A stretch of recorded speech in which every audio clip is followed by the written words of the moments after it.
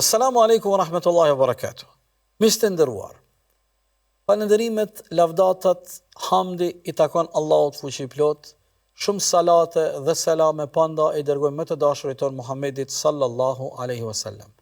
Po takohemi sërish në takimet tona të rregullta, në shoqëri me ajetet dhe vargjet e kapitines An'am, me thellësitë, urtësitë e kësaj sure të madhe. Në këtë takim së bashku do të lexojmë dhe do të analizojmë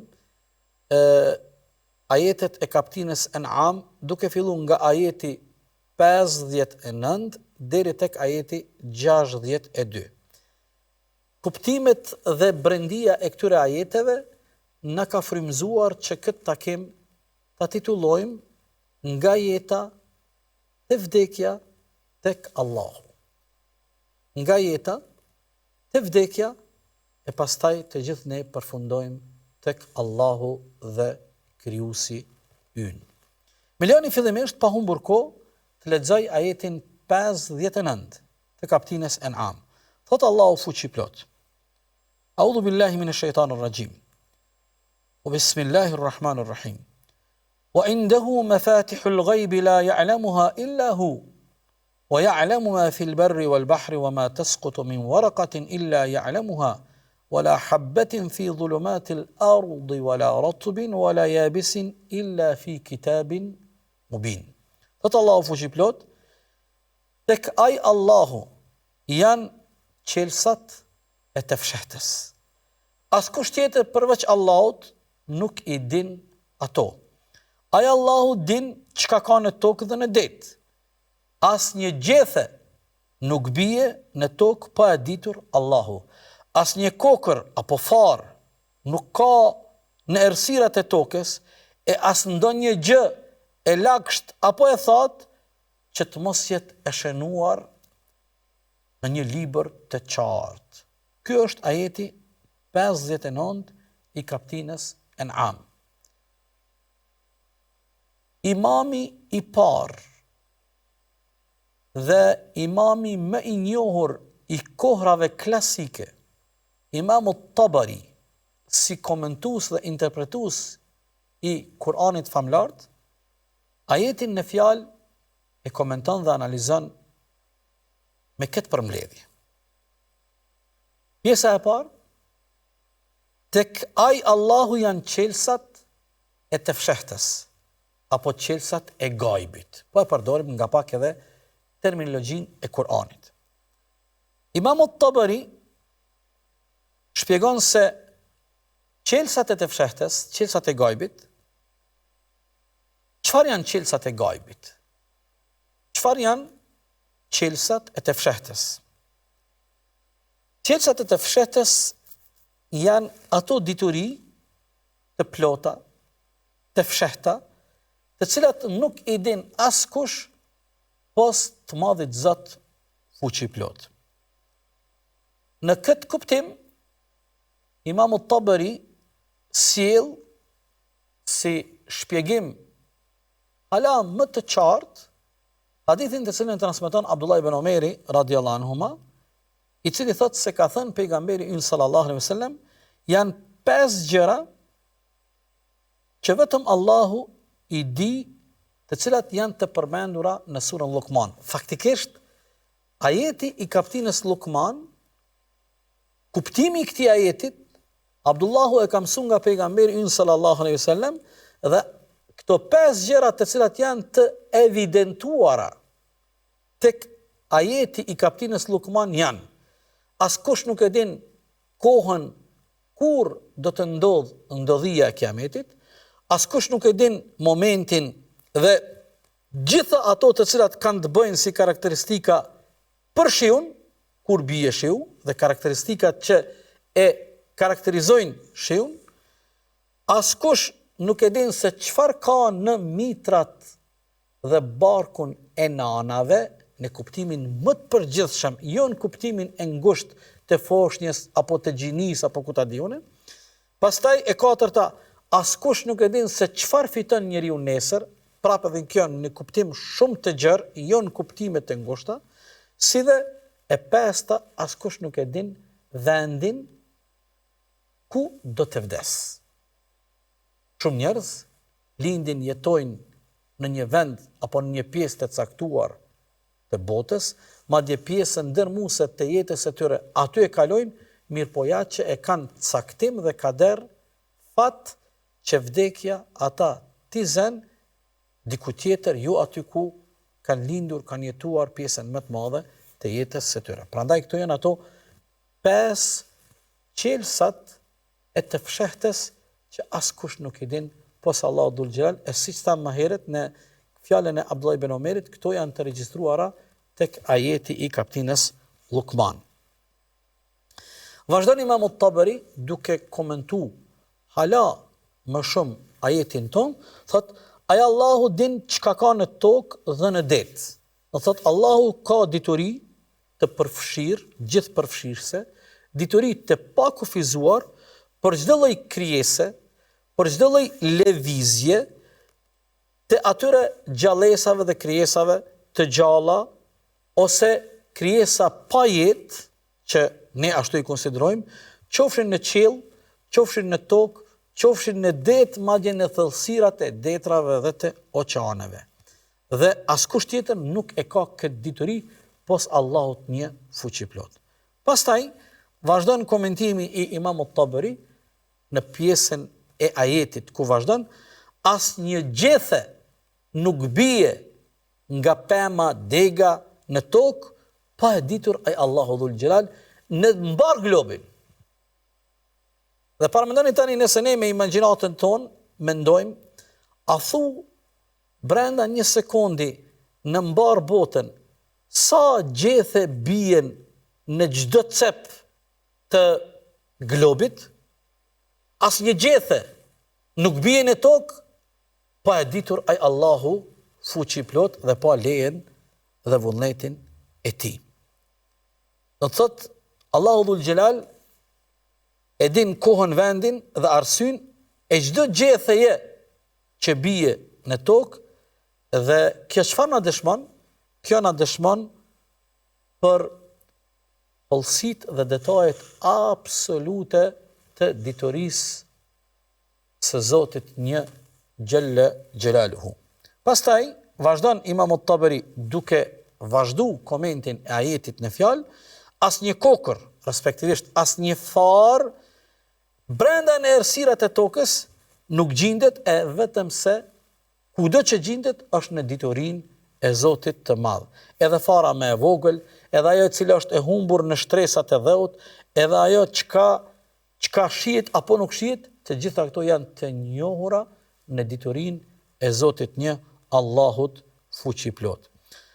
Çdo gjë që është e thatë apo e njohur, po ashtu është në diturinë dhe njohjen e të Madhit Zot te baraka wa taala, dhe në fund ajeti përfundon, të gjitha këto janë të regjistruara e të shkruara në një libër të qartë, që ajeti përfundon kitabun mubin, në një libër të qartë. E këtu është fjala, sikur thot Imam Tabari, për lauhi mahfudhin, ato pllakat e shenjta ku Allahu te baraka wa taala ende pa e kriju gjithësin, Allahu fuqiplot e ka urdhëruar lapsin, jo lapsat që ne i kemi në imagjinatën tonë, por çfarë është ai laps, atë ne nuk e dim dhe as që duhet të preokupohemi, por në dijen e Zotit dhe Allahu dhul xhelal ka regjistruar çdo gjë çfarë do të krijohet dhe çdo gjë çfarë do të ndodh në jetën e kësaj bote, brenda gjithësisë, në përgjithësi, në mbar botrat dhe krijesat, gjallësat dhe jetët që ne mund t'i njohim dhe t'i dim, dhe ato botra që ende nuk i dim dhe nuk i njohim. Prandaj Imam Tabari e përmbledh ajetin 59 me këto përmbledhje. Thot Allahu dhul xhelal ka dije të plot, dituria e Allahut është e përhershme dhe e pakufizuar, është dituri absolute. Dituria e Allahut është për çdo lloj fshehtësie. Dituria e Allahut është për çdo gjë çfarë ka në tokë, e në det, e në qiell dhe çfarë ka mes tyre. Dituria e Allahut është për çdo lëvizje dhe jo rastisht është përmend specifikisht edhe për çdo gjethe e cila bie dhe lëviz. Dituria e Allahut është për çdo krijesë të gjallë apo të vdekur, si dhe gjithçka është e regjistruar në librin e qartë Kitabun Mubin. Doktor Imam Nabulsi, hoxha jon i respektuar, duke analizuar ajetin në fjalë, thot ky ajet na ofron koncepte të rëndësishme të cilat kanë të bëjnë me të padukshme. Jo me botën fizike, por me botën metafizike. Po ashtu, ajeti në fjalë neve na ofron koncepte të rëndësishme të cilat ndërlidhen me urtësinë e të madhit Zot te barekuhu teala në krijimin e tij. Po ashtu, ajeti në fjalë na ofron koncepte për drejtësinë hynore. Po ashtu, ajeti në fjalë na ofron mësime për natyrën njerëzore dhe na ofron koncepte e mësime më rëndësi për shenjat dhe provat e faktet të cilat tregojnë madhështinë dhe madhërinë e Allahut Dhul Xhelal në krijesat e tij si dhe në krijimtarinë e tij. Po fillojmë të gjitha këto shkurtimisht një nga një t'i zgjerojmë. Konceptet të cilat kanë të bëjnë me të padukshmen, konceptet të cilat kanë të bëjnë me botën e gajbit. Bota e gajbit, bota e padukshme, bota e fshehtë. Shiqeni vëllezër dhe motra, çdo gjë që është e padukshme, çdo gjë që është e fshehtë, është intriguese, është interesante, është provokuese, neve na intrigon. Por ne si besimtar musliman jemi të edukuar dhe edukohemi nga Kurani famlar që gajbin dhe të padukshmen ta besojmë pa pyetje. Pa pyetje të paarsyeshme. Prandaj, që në fillim të Kur'anit, krejt në fillim të Kur'anit, kaptinën e dytë, në fillim të kaptinës së dytë në Kur'an, kaptinën Bekare, ajetet që pjesa dërmuese e besimtarëve i dinë dhe i lexojnë gjatë namazeve çdo ditë, Alif Lam Mim, Dhalika al-kitabu la rayba fi, hudan lil muttaqin, alladhina yu'minuna bil ghaib. Kjo është interesant. Thot besimtar të vërtet, Allahu fuqiplot kur fillon ti numëron virtytet dhe cilësitë e besimtarëve të vërtetë të devotshëm, mes tjera thot alladhina yu'minuna bil ghaib. Dhe prej cilësive dhe karakteristikave të besimtarëve të devotshëm e të vërtet është edhe besimi i paluhatur i tyre në të padukshmen. Besimi i tyre i paluhatur në gajbin, në botën e fshehtë. Doktor Nabulsi, kur jemi tek koncepti i gajbit, koncepti i botës së padukshme dhe botës së fshehtë, ka një shpjegim interesant. Thot Imam Nabulsi, e padukshmja absolute ndahet në 3 lloje. E padukshmja, koncepti i gajbit, ndahet në 3 lloje. Lloji i parë, e padukshmja apo gajbi absolut, që vetëm Allahu e din, e kjo për shembull ka të bëjë me e kaluara e njeriut që nuk e ka pa kurr, e tashmja e njeriut e cila është e fshehtë, ajo që ndodh në largësi. Ku e dim tani kur unë po bashkëbisedoj me ju dhe ju po më përcillni vëllezër dhe motra, ku e dim ne diku larg atje në botë çfarë po ndodh? E padukshmja e njeriut në thellësitë e tokës. Ku e dim ne tani çfarë ndodh në thellësitë e tokës? Si dhe e padukshmja në zemrat e njerëzve. Ne rrim së bashku me familjarët tonë, me njerëzit tonë më të afërt, por çdo zemër në thellësinë e saj ka fshehtësi. Sado që njerëzit duhen mes vete, sado njerëzit që janë afër njëri tjetrit, sado njerëzit që e mbështetin njëri tjetrit, edhe njerëzit e gjakut, edhe njerëzit më të afërt, por në zemra ka thellësi. Në thellësitë atyre zemrave ka fshehtësi. Askush nuk e din, pos i madhi Zot Dhul Xhelal. Sa e bukur është kjo. Prandaj besimi në konceptin e gajbit të fshehtës është shumë interesant. Lloji i parë ishte e padukshmja absolute. E që kësaj të padukshme absolute, ka gjëra që njeriu me gjithë shkencën dhe hapet e mëdhej avancimi që është bë, asnjëherë shkenca nuk mund t'i di dhe nuk mund t'i zbuloj këto të fshehta. Lloji i dytë që i përket konceptit të padukshmës gajbit, është e padukshmja relative, që njeriu e mëson me përpjekje. Për shembull, zbulimet shkencore që kanë ndodhur gjatë dekadave, ligjet fizike, ata të cilët i kuptojnë, i njohin dhe i dinë mirë ligjet fizike, shumë herë edhe janë triumfues në jetën dhe në historitë e jetës së tyre.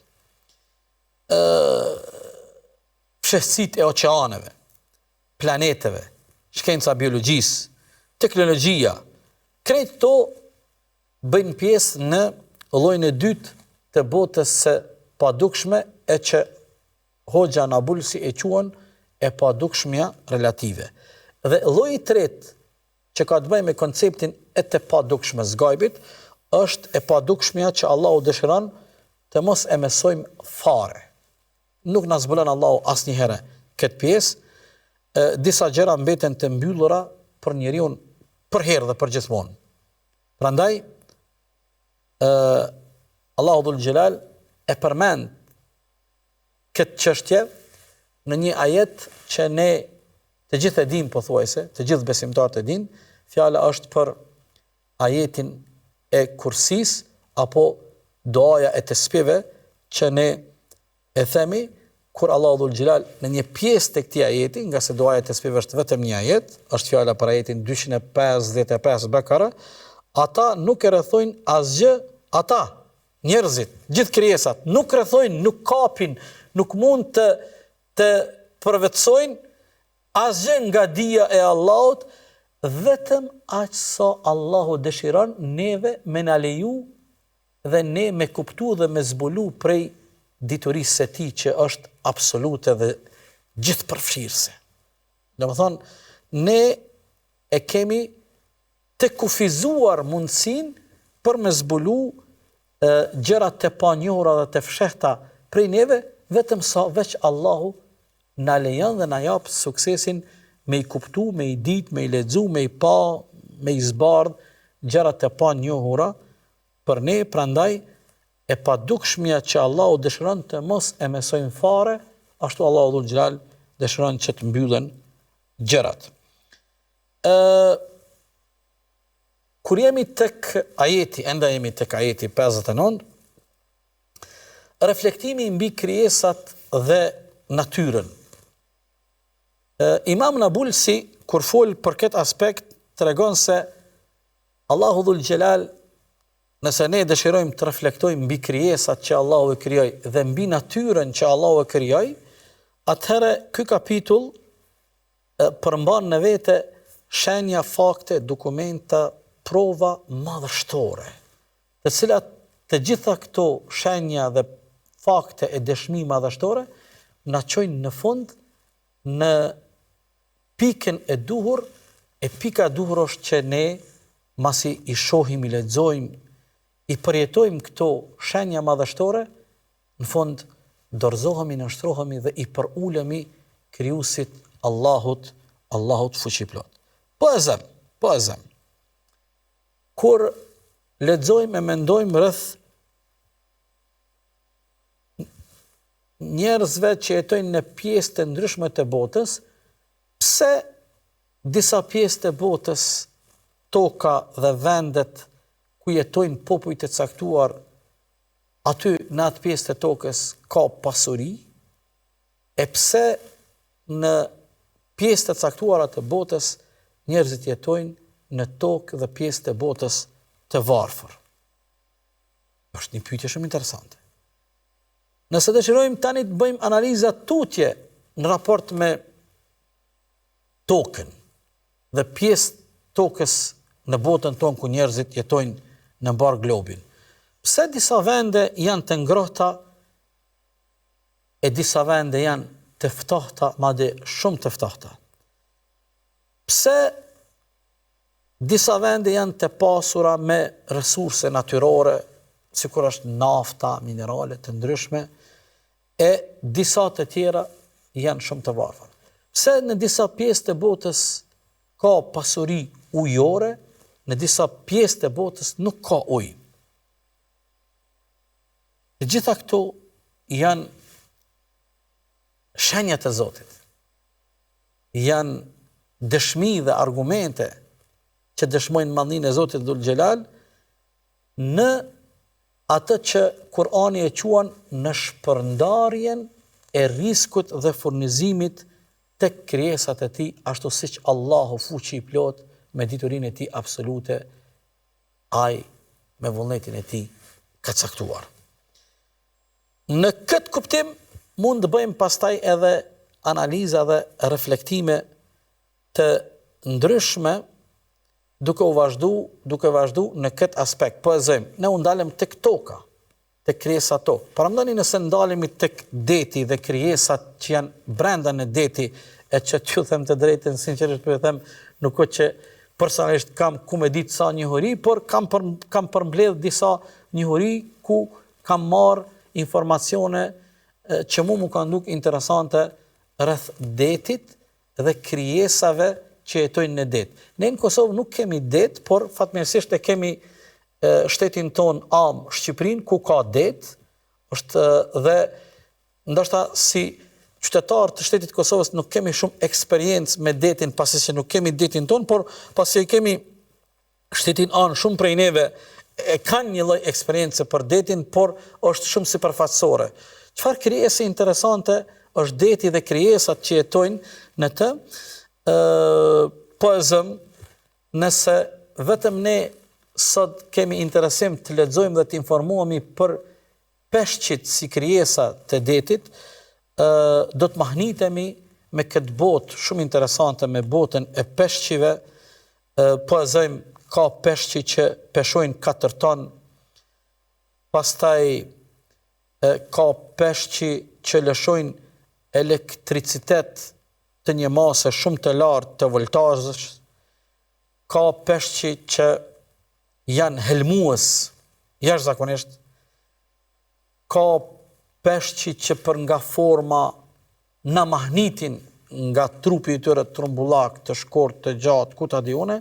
Prandaj, çfarë dua të them me këtë çfarë u mundova me e përmbledh në raport me detin edhe me tokën më herët kur përmenden disa karakteristika, është se diverziteti dhe lloj-llojshmëria e krijesave në botën tonë është provë e cila dëshmon madhështinë e Allahut te baraka wa taala.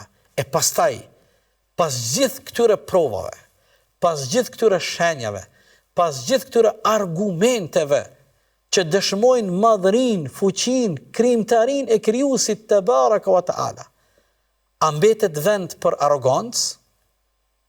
A mbetet vend për refuzim e kundërshtime e rebelim? A mbetet vend për pyetje, po themi koti? Jo, njerëzit e mençur binden, për ulen dhe nështrohen para madhërisë e Zotit te baraka wa taala. Paska një minutazh jashtëzakonisht nga takimi ynë, prandaj po preferoj që të bëjmë një pushim të shkurtër dhe do të kthehemi më pas me një herë inshallah taala.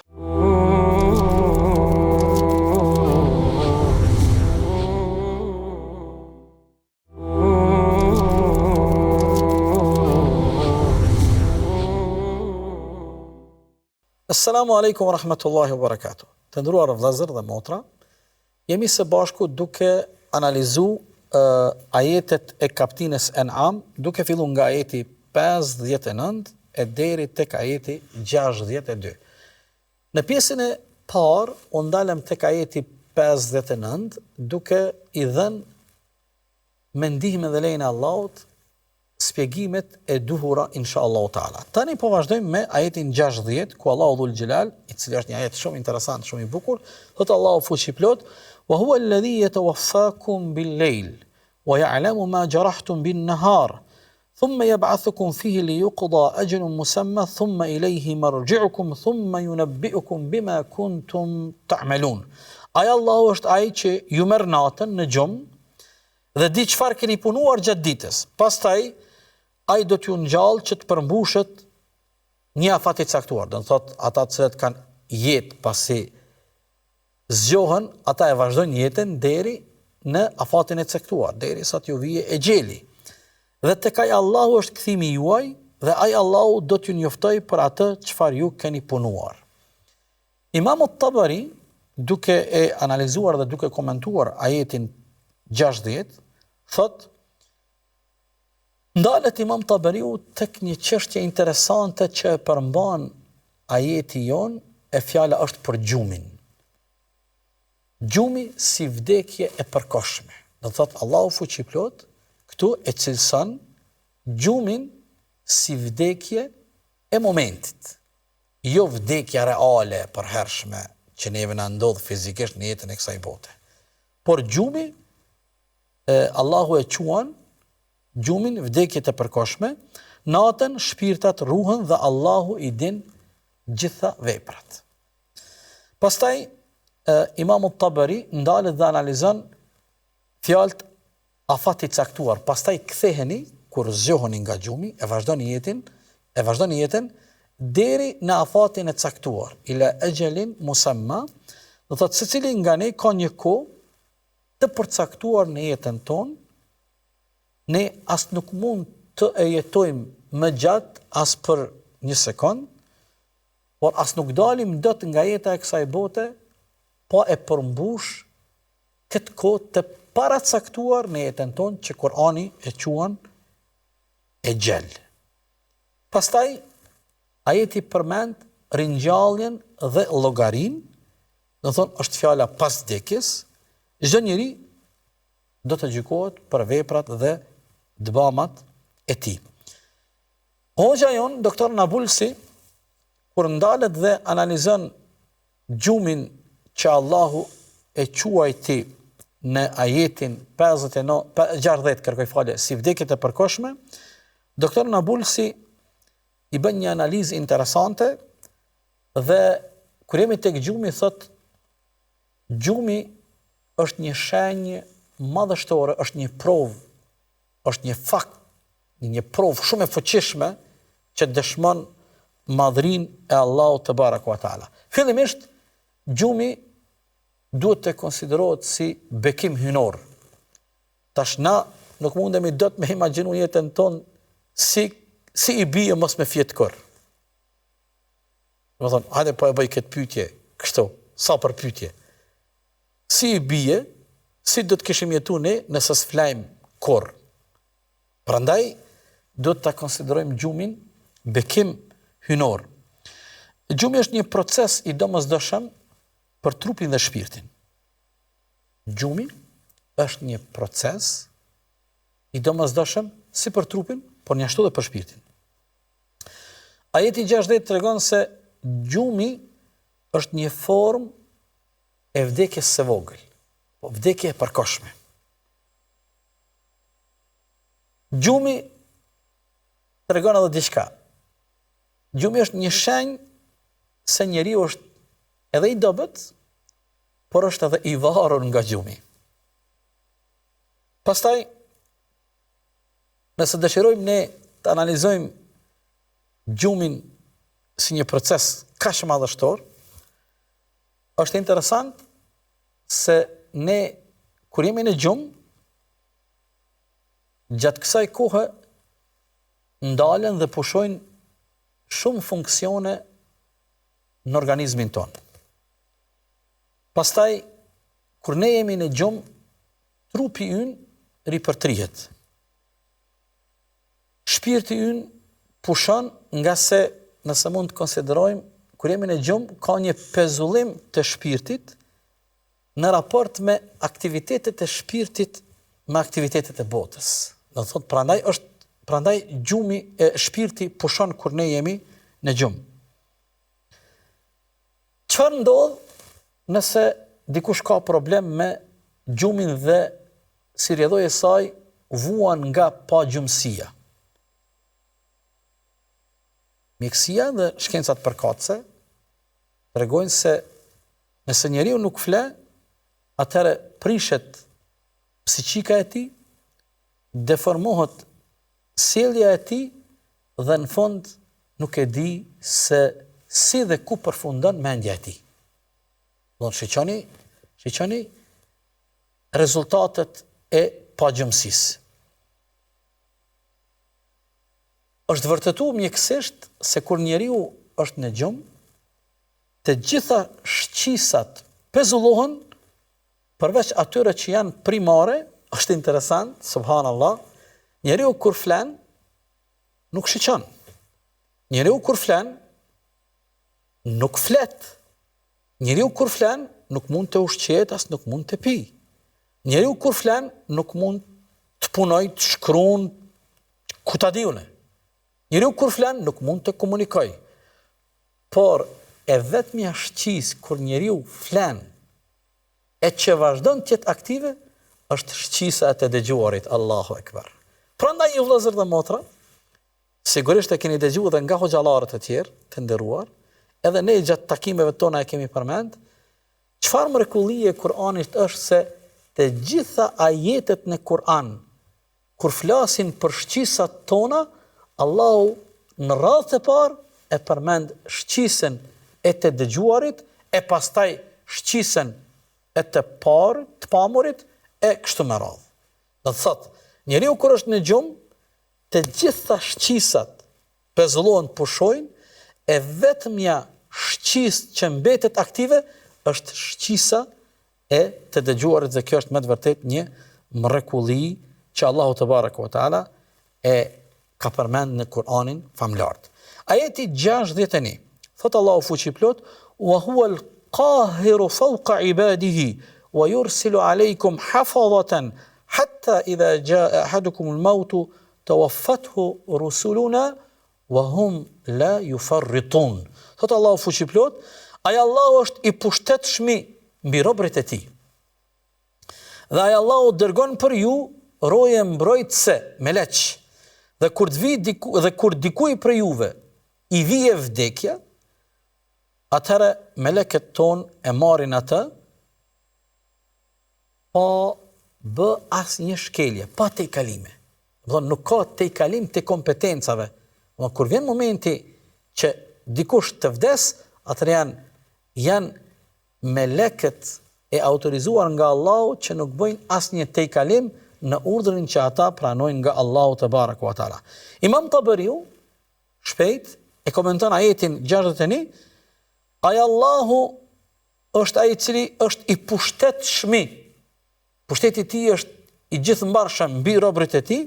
Kjo tregon që absolutisht pushteti i Allahut është mbi gjitha. Pushteti i Allahut është mbi gjitha krijesat e tij. Pastaj ajeti tregon se Allahu dhul xhelal cakton engjëj, meleq mbrojtës për ta ruajtur njeriu, por në njëjtën kohë këta meleq edhe regjistrojnë dhe mbikëqyrin veprat e njerëzve. Pastaj ajeti në vazhdimsi tregon se kur vjen momenti i vdekjes për çdo njeri apo për çdo shpirt, shpirtin e njeriut e marrin engjëjt e caktuar nga Allahu sipas urdhrit të Allahut, duke mos bë asnjë tejkalim, wa hum la yufarritun, ata meleket tregojnë saktësi dhe precizitet në procesin e marrjes së shpirtit, në veprimet e tyre, dhe nuk bëjnë asnjë gabim, asnjë shmangje. Nëse dikush e ka caktim dhe ka dhënë vdekjen, nuk mund të harrohet. Sikurse nuk mund të ndodh gabim që nëse dikush nuk e ka kader vdekjen, e me vdek. Nuk ka gabime, nuk ka shmangje, nuk ka tejkalime. Është proces dhe veprim i sakt dhe preciz që Allahu te baraka wa taala i ka autorizuar dhe mbikëqyr meleqet e tij të caktuar që janë për këtë çështje. Pastaj ajeti 62 dhe i fundit për sonte, thot Allahu fuqiplot, thumma ruddu ila Allahi maulahumul haqqu ala lahul hukmu wa huwa asra'ul hasibin. Thot Allahu dhul Jalal, pastaj Allahu juve do t'ju kthej te Allahu, pasi të vdesni, kthimi ynë është tek Zoti ynë, mbrojtësi i tyre i drejtë, me të vërtetë, dhe ai Allahu është sundimi, dhe ai Allahu është më i shpejti në llogaritje. Imamu Tabari, kur komenton ajetin 62 të kaptinës An'am, shpjegon se ky ajet tregon kthimin ton dhe kthimin e gjithë njerëzve pa përjashtim tek Allahu dhe krijuesi ynë pas vdekjes. Dhe ai Allahu brenda në ajet është maulahumul haq. Allahu është mbrojtësi i drejt. Allahu dhul Jalal nuk i bën pa drejtësi askujt. Pastaj ky ajet tregon se çdo njeri do të gjykohet sipas veprave të tij dhe sundimi i Allahut është i pa kundërshtueshëm. Përfundon ajeti 62, Allahu është më i shpejti në llogarinë e tij. Do të thotë nuk ka vonesa në gjykimin e tij dhe asgjë nuk mund t'i ikë e nuk mund t'i shpëtoj gjykimit dhe llogarisë së Allahut.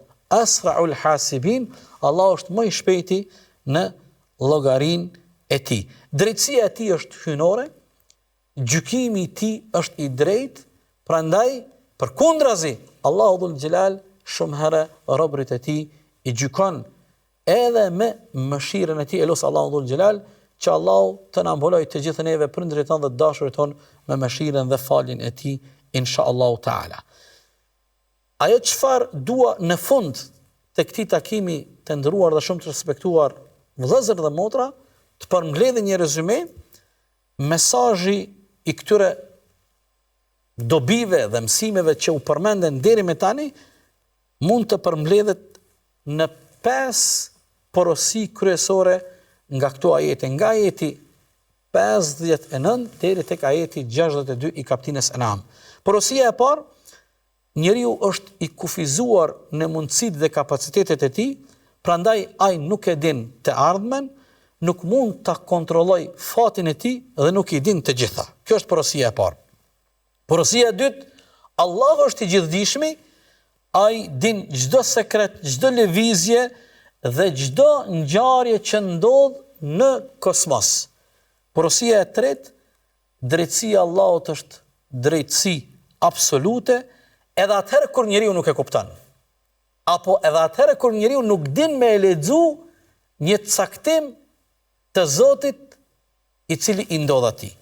4, porosia e katërt, shenjat që tregojnë madhështinë dhe madhërinë e Allahut dhe shenjat që na çojnë deri te rruga e besimit janë kudo.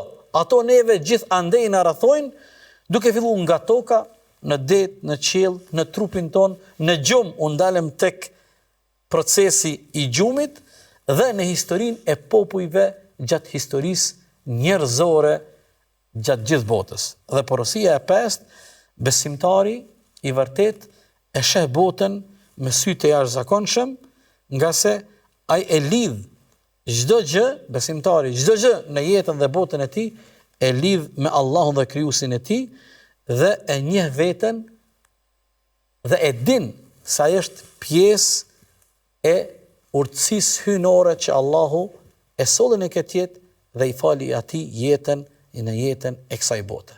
Në fund, të nderuar vëllezër dhe motra, e lutim Allahun dhul Xhelal me lutjen e Kuranit: O Zoti ynë, mos na i lako zemrat tona pasi na drejtove në rrugën tënde të drejtë. O Allahu ynë, bëje imanin dhe besimin e drejtë stoli e zbukurim për zemrat dhe gjoksat tonë. O Allahu ynë i dashur, ashtu sikur na mundson dhe na bën të njohur e të ditur rrugën e udhëzimit dhe rrugën e të vërtetës, njashtu na bë të ditur edhe rrugën e gabuar dhe rrugën e keqbërësve. Deri në takimin e radhës, kërkoj ndjes, qofshit në mbrojtjen dhe kujdesin e Allahut kudo që gjindeni dhe jeni ju të respektuar. Wassalamu alaikum wa rahmatullahi wa barakatuh.